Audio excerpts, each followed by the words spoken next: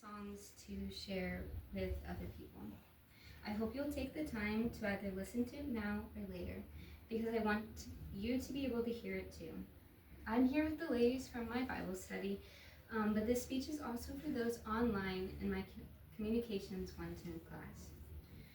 The song I'm sharing today is At the Table by Josh Garrles from his 2015 album, Home. I want to introduce you to Josh Garrles, his style of music, and his song, At the Table. I'd like to start by introducing the music artist Josh Garrles to you.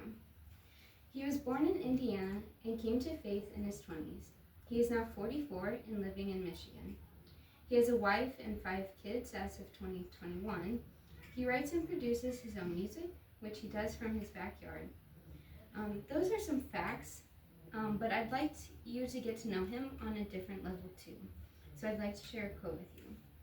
In an interview with Belinda Bauman posted to HuffPost on March 26, 2013, Josh Garrles responded to a question with, "Be it a gift or a curse, I feel things deeply, which means I've spent a fair amount of time in low melancholy places of borderline depression.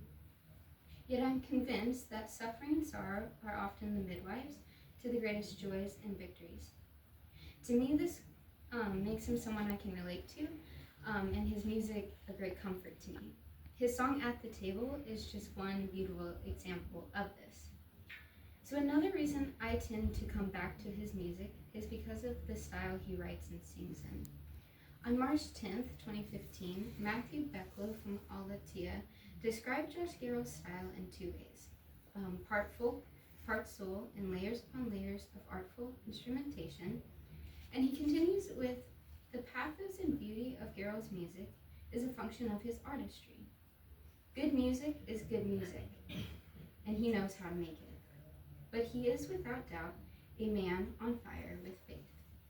The song At the Table is a great example of one of his more folksy songs, and just like any other of his songs, it also displays his faith and trust in God.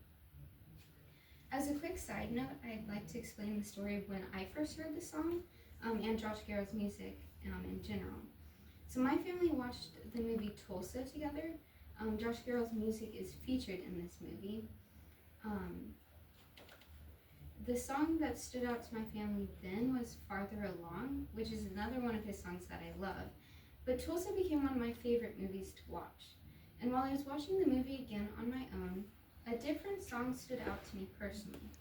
At the Table was placed so perfectly in the movie, but then listening to it outside of the movie, it quickly became one of my favorites.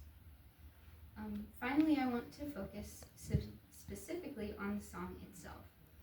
As Ian Zondi puts it in his album review on Indie Vision Music on March 21st, 2015, during these final songs, the listener begins to realize that the album played out as a prodigal narrative. This is most noticeable at the Table, which I decipher as a call to return to God's grace. This is the most important part of the song for me. That call to God's grace is one I know I need so badly. Tori T from Between the Notes put it in another way on September 8th, 2015, that resonated with me. She put it into words like this: "When innocence is given a face and a voice, it no longer seems like such a small thing to lose." I just love how the lyrics put that into perspective.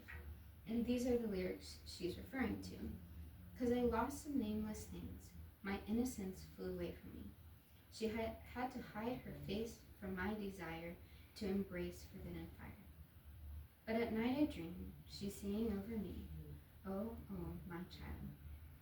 I always love to hear the reminder that God's still waiting for me despite what I've done. So thank you for letting me share about Josh Garrles, his music, and specifically his song At the Table, and I hope you'll take the time to listen to it too.